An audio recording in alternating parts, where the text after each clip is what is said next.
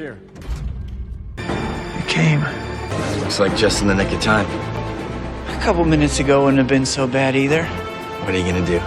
Hey everyone, aren't you looking sexy today? Yes, it's me. After being sick for nearly 6 days, losing my voice, feeling like half a man, half a human, I'm back. Not quite at full power, but 80% will do. And look what's trending #1, and I wonder why. Matthew Murdock is why. Initials, Eminem. And all it took to get here was multiple torture sections, flimsy plot, terrible dialogue, men-bashing bullshit, and CGI sores, culminating in the arrival of episode 8, whose predecessor was the worst of the series. I appear before you today to tell you something that you probably could have guessed and figured out even without watching this train wreck of a show, that whatever episode Daredevil appeared in would happen to be the best of the series. I know, right? Who would have thought? Who would have thought? Like, who saw this coming? I mean, you'd have to be a fortune teller to get this right. And silly old me thought it would be episode 4 like the writer said it would be. Madison with 2 N's, 1 Y, but it's not where you think. Wow. Just give me a gun, I'll kill myself. Let me compartmentalize exactly what it is I'm saying. This is the best episode of the series, of course. But that's not saying much. When you've been given nothing but shit to eat for the past 8 weeks and your torturer decides to give you a grain of rice, it's gonna taste like steak to you. And the steak tasting starts off quite early in the episode, seeing Matt completely and utterly ragdoll Jen in court. She may be able to beat him in a fight, which I didn't have a problem with, of course, but I'll get to that in a moment. But 1v1 lawyer off, you get thrash. I did not foresee this. I didn't think this would happen. I thought she'd come out making him look inferior and incompetent like every other man in this universe is, and how they love to tell you each and every single episode. But no, he came out swinging. She was asleep. She didn't even make it to round 3. There was barely a round 2. But how did we get here? How did she get thrashed? It was something so damn stupid and idiotic. Her client is supposed to be someone who got his outfit or her superhero suit from the guy that made her outfit as well. But this guy's suit bursts into flames, or he uses some rocket-propelled stuff on his feet, which causes it to burst into flame. But the suit itself is supposed to be flame retardant, or up to 900 degrees. It's not supposed to be able to do that at such low temperatures. So he's like, I've got 3rd-degree burns. I'm entitled to some compensation. Jen agrees with him. They take this to court. Only she never thought to ask, wait, were there any instructions with this suit? Did it say not to use this thing specifically, for it may damage, irreparable damage it may cause to your suit? Oh, you never thought to ask that. What type of boneheaded dunce doesn't go through these steps in litigation? This is the equivalent of someone trying to sue Sony because their PlayStation electrocuted them and caused them some type of harm or pain that they'll probably have to live with for a long time. And they bring this to court and they say, well, yeah, this is pretty bad. Sony owes you some money. How did this happen? Oh, I was playing my PlayStation while I was in the tub and I pulled the controller too hard while it was connected to the console and the console fell in the water and electrocuted me. You're dumb! You're dummy! Dumb! Stupid! Get out of my courtroom! But later on, Jen, instead of taking responsibility for being a blockhead, blames her client. He's dumb. Oh, he's so stupid. You took his case on and didn't ask him these things? You got it to this extent? You made it all the way into the courtroom to humiliate yourself. But somehow it's his fault, not yours. Always deflecting, never taking responsibility.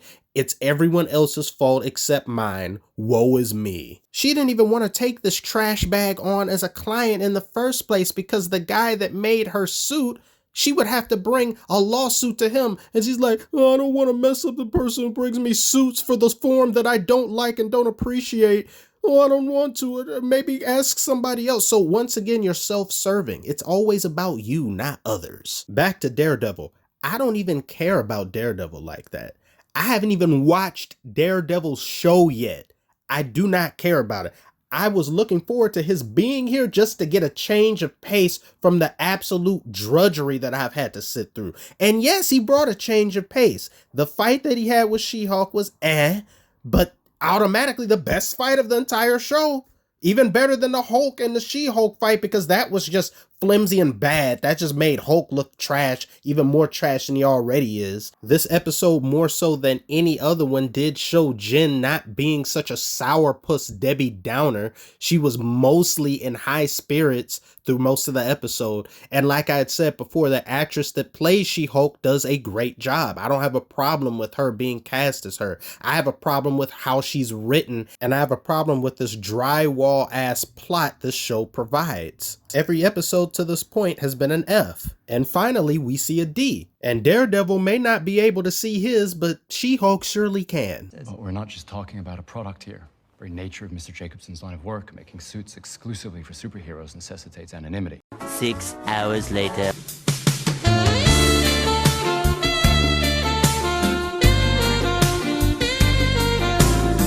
Another one. Another one. Another one. I'm a really good lawyer. Is it possible to learn this power? Jen is a freak. She be on that freaky stuff. I'm not about to sit here and say there was nothing in between the court and them smashing. They did have a little bit of chemistry, and I think this was the best done chemistry of any of her previous relationships, because the show has just handled that poorly as well. There was getting to know one another in the heat of battle, and now they making a whole different other type of heat right here. It just seems a little so matter-of-factly. Daredevil was saying, hey, if I'm in town again, I could take you out to dinner thing. She literally said verbatim.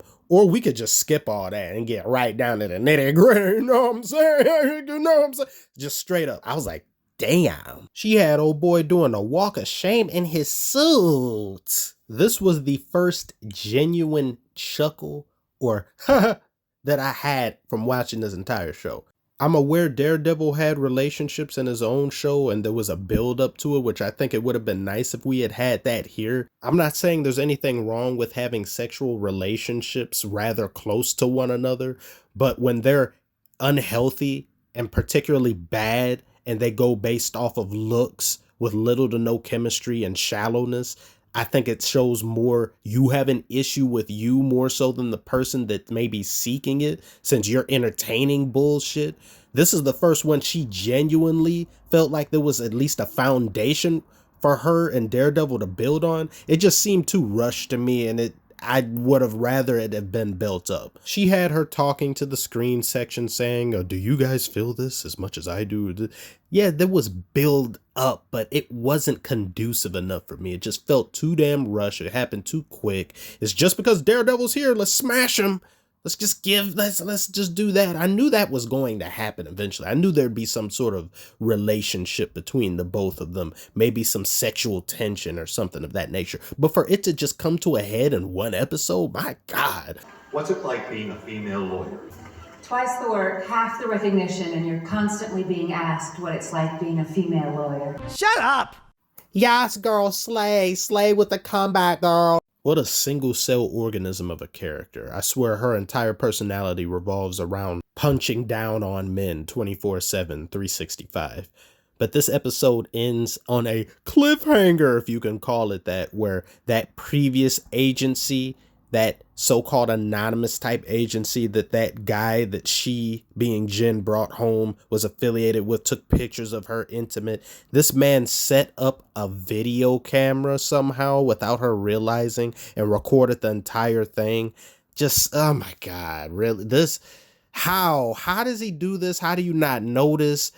It just gets up there. Look at the left corner of the screen. She comes in, she sees him facing the wall. You don't see him putting that there. You don't see him putting. Oh, whatever. This show, they try so hard to just create more and more division among the sexes, and this is the best way to do it. You get a She-Hulk sex tape, and now she decides to smash the screen. You should have done that earlier. You did it anyway. You should have did it earlier and spared yourself the humiliation. This is a horrible, horrible way to end the episode. And she even talks about it in little excerpts saying, it feels like the episode should be over. But then we get this bull crap thrown in. I'm like, where does this come from? Who asked for this? Who who wrote this in? I know we had to have a conclusion eventually to that guy taking pictures of her while she was in an intimate position or compromising, and then stealing her information out of her phone. We had to have gotten a payoff for that. You set it up for a reason, but this is how you do it. Apparently he set up an entire webcam and you didn't realize it, and we see you coming into the room and you see him standing there facing the wall. You don't look and see what he's looking at. And the lights were off too when you brought this dude home. It was dark in there. Y'all was just go do whatever you was go do in the dark, but now the lights are on and you setting things up. You gotta go wash up. Continuity, what's that? And who does all this with the lights on in the first place? Did she ever ask him, why do you want the lights on? Like, it's just it's bright lights all in here. You want to do this? Like, what, did he insist on the lights being on? Did he ask specifically just so the webcam that I set up right next to the TV that you can't see can record everything in bright 4K? I gotta calm down before I get a stroke. We're done with this. I'm done with this video. We're done with this episode. I don't know if Daredevil's coming back. I don't necessarily care if he comes back or not. We've only got one more episode to go. I can't even, it's so nice to say that it's just one more episode. It's still painful, but at least I know I won't have to deal with this any further. Daredevil's suit looked pretty trash too. I don't think that's the normal suit he was wearing in the show. It looks pretty garbage. Like, it's like this looks better than what I saw in there. So tell me what you think about the show thus far. Tell me what you continue to not like about it. Tell me about how you get to enjoy not watching it while I unfortunately do. Are you excited that the show is coming to an end finally? I know I am. I know I am. Very, very much. I would like to hear what you have to say. Thank you so much for making it to the end, and I shall see you on the next one.